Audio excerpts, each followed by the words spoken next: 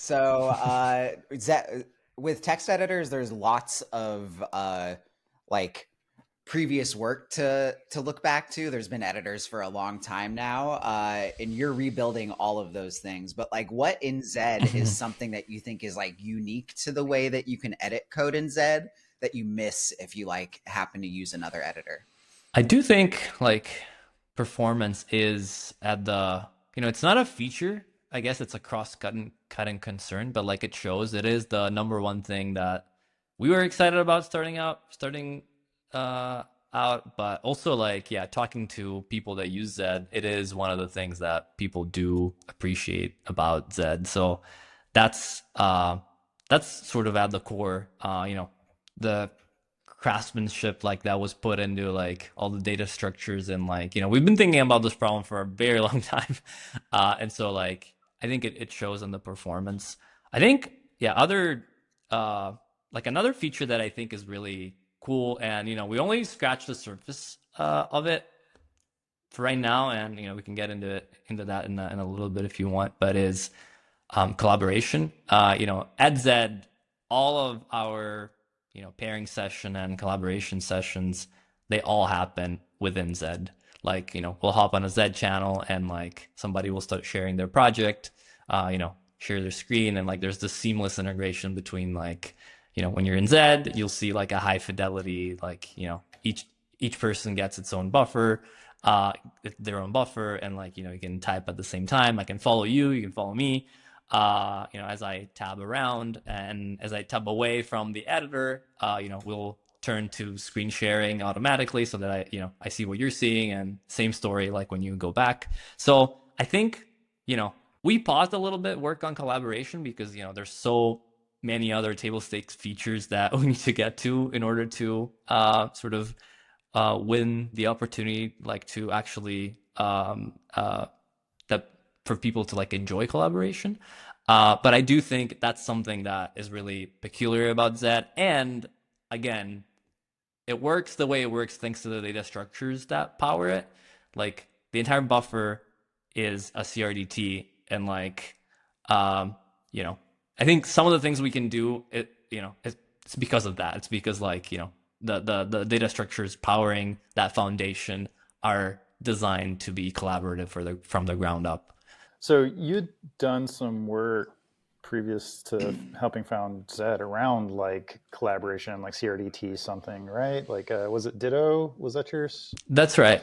That's right. Yeah. I mean, I think yeah. Like we actually, our first CRDT that we wrote was actually for Atom. There was this package that we wrote called Teletype. I don't know if you Yeah, remember yeah, it. yeah. But yeah, that was our first foray into collaborative editing. So yeah, after that, like, yeah, I left GitHub and yeah, joined Ditto, which yeah, kind of similar theme. It's like this distributed database. I worked on the server side component of it, sort of like synchronizing the changes from the client devices to a replicated server in the cloud. But yeah, we use CRDTs in there as well. So how does the collaboration features in Zed, how do they kind of work under the hood?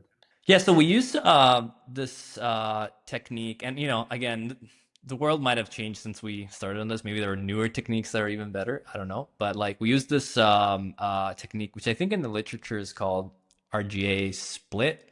Anyway, like yeah, it's this data structure called a replicated growable array, and the idea is that like each you can think of it as like yeah, each character gets its own identifier. Um, it's a little slightly more complicated than that because actually when you copy paste, like when you paste a giant piece of text, that counts as one, we only allocate one identifier for that.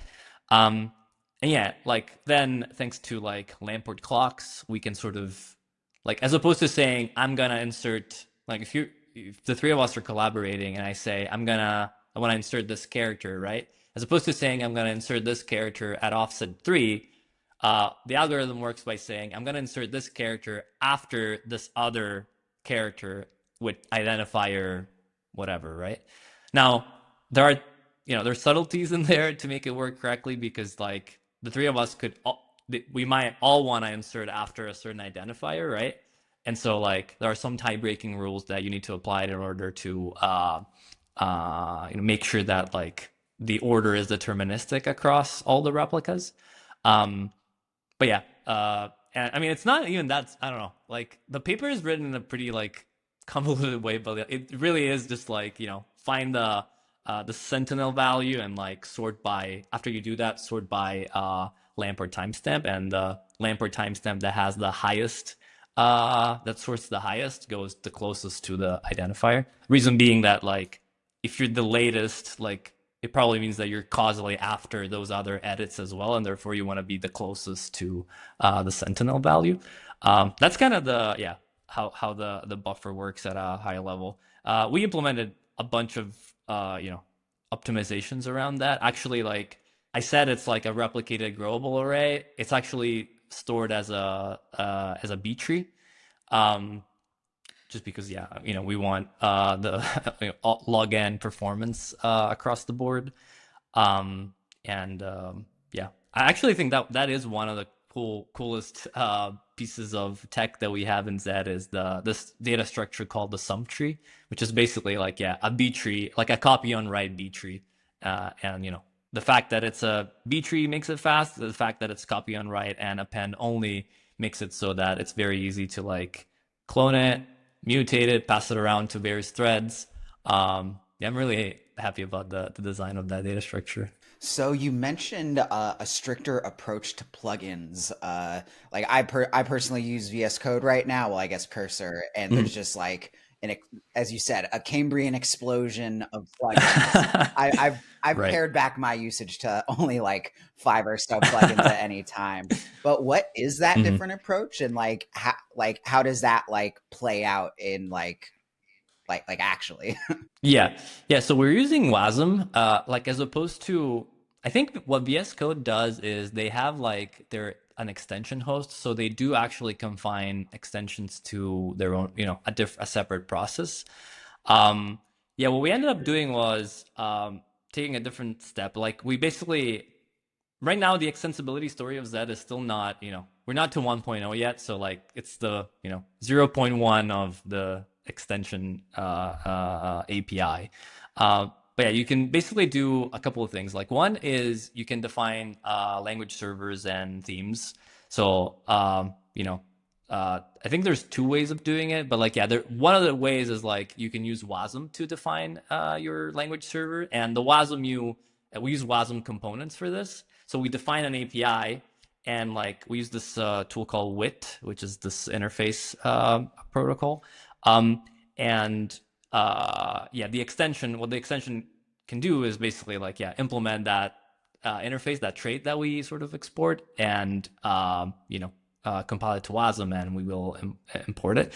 Like right now, some of the things that you can do with extensions are like, I think we allow 2 things. Like one is, like installing language servers and sort of post-processing certain things that the language server returns. So completions, symbols, like the extension has a chance to manipulate those the data that's returned from the language server, and then like I think we have this other API for slash commands. So we have this AI offering in Zed where we have an assistant panel, and like the assistant allows you to invoke commands, which we call slash commands. So like if you install, some extensions can define their own slash commands, and you can think of a slash command as a way of, like one extension you could implement is integrating with Perplexity, for example, right? So like you could have a slash perplexity slash command, and you can input a query, and like